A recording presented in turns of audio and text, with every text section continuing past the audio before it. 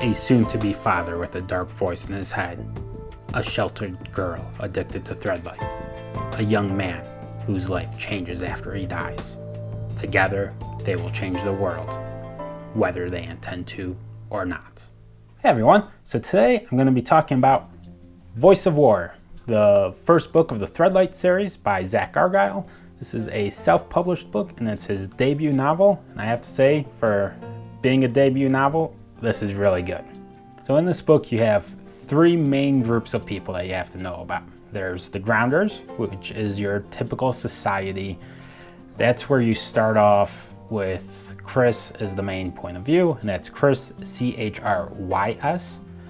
And then you have the Zeta, which is an isolated group that will not interact with the Grounders in any way, and you don't know much about them at first, just that they stay away from the Grounders, and the Grounders don't know anything about them. And then the third group is the Blood Thieves. This is a criminal organization that are kidnapping people because of their magic. Speaking of the magic, this is a hard magic system. It reminded me very much of a Sanderson magic system, specifically Mistborn, with a bit of Lightbringer from Brent Weeks thrown into. There's definitely hard laws that they must follow. There's some secrets with the magic system that you don't know at the beginning, and only a few people in the world do know these secrets. And there's also a consequence to using the magic. Like, you can become addicted to it. It can shorten your lifespan. So although it gives you power, it also comes with risks. And that's the kind of magic system I love. So the magic system is called Threadlight, where depending on what color your eyes are, you can either push or pull with gravity, basically against your core thread.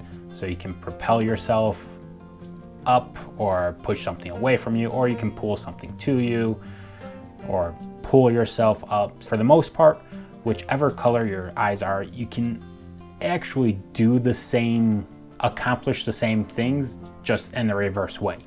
So instead of pushing yourself up, you can pull yourself up. Instead of lightly falling to the ground because you're giving yourself a slight push up, instead you could pull yourself to the wall and run down the wall. It's a lot like Lashings from Stormlight Archive. So the premise of the book is you have the Blood Thieves capturing people. Chris, he's responsible for trying to find them and figure out what they're doing, who's behind it, and basically solve the problem. He ends up finding out a bit too much about the Blood Thieves, which puts him and his family at risk, and he has to run. And that's most of the plot in this one. At surface level plot is him trying to survive the Blood Thieves trying to kill him. Now there's many layers beneath this, but I don't want to get into any spoilers. So most of the action is him trying to survive being hunted. So the second POV is Laurel. Let's just say she's a bit adventurous, which gets her in trouble at times. But it's also how she ends up running into Chris, so you get the two POVs converging. And then the third POV you don't get to until about halfway through the book, which for me was a little bit jarring. You spend half the book following just two characters, and then out of what seemed like nowhere, this third character shows up and has very, very little interaction with the other two, if at all. And I understand why he was needed as a third POV. I just feel like he could have been brought in a little bit sooner, just so that the reader knew that there was another side to the story that still needed to be told. So as far as the three POVs go, I will say he did a great job of letting the reader get to know the different characters and what motivates them and what makes them tick. None of them ever do anything that seems out of character. You get to know them, and for the entire book, they stay true to who they are. As far as the pacing of the novel goes, At no point was this dragging or slow in any way. It was always interesting. It just never really pulled me into the point of I can't put this book down. So it was good pacing, just never really kicked it into high gear to keep me reading for 5 hours. Some general comments. One, I do think the cover is really good. I do like the design.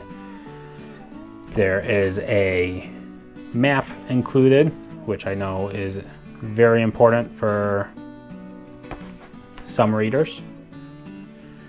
The audiobook, Adam Gold does a terrific job with narrating.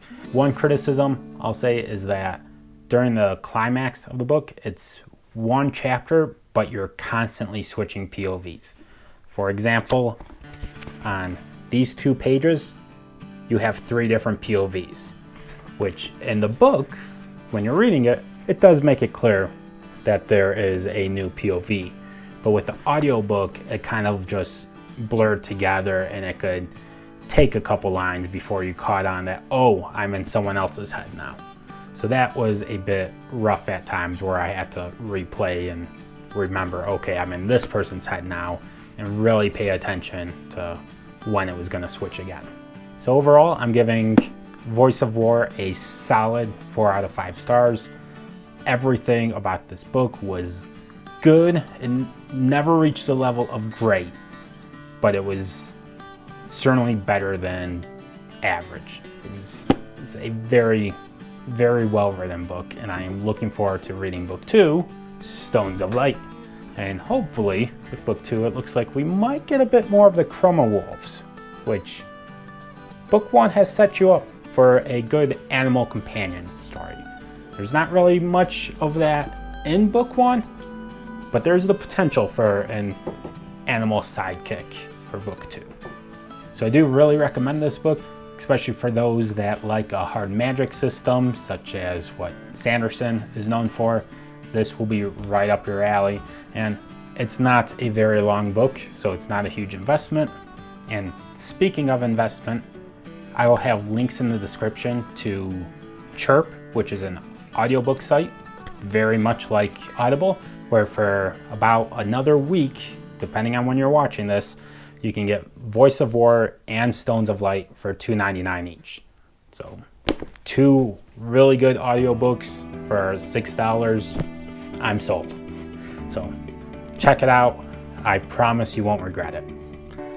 So until next time, bye.